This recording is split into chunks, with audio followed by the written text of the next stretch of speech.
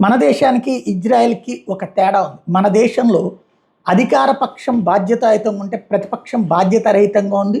పాకిస్తాన్‌కి అనుకూలంగా స్టేట్మెంట్లు ఇచ్చిన దరిద్రాన్ని చూసాం.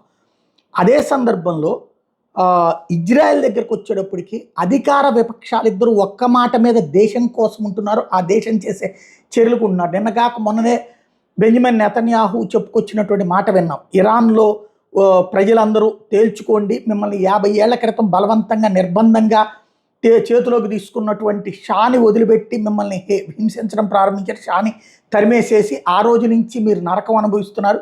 ఇప్పుడు మీకు విముక్తి లభించే అవకాశం ఉంది. మీ సుప్రీమో ఎవడైతే ఉన్నాడో ఆ కొమైనీని తరిమేయండి అన్నటువంటి పిలుపునిచ్చింది. ఇప్పుడు అదే ఇజ్రాయెల్కి మొన్నటిదాకా ప్రధానమంత్రిగా ఉన్నటువంటి ప్రతిపక్ష నాయకుడు ఎవరైతే బెన్నెట్ తాజాగా ఒక ట్వీట్ చేసుకొచ్చారు. ఇరాన్ ప్రజల్ని ఉద్దేశించి టైం వచ్చింది, మీకు మీరు స్వతంత్రులు అవ్వండి, రాక్షస పాలన నుంచి బయటపడండి, మీ పిల్లల భవిష్యత్తు కోసం, మీ స్వేచ్ఛ కోసం సిద్ధపడండి.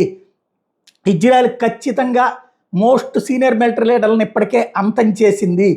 అదే సందర్భంలో ఇప్పుడున్నటువంటి సుప్రీమో వీక్ అయిపోయాడు.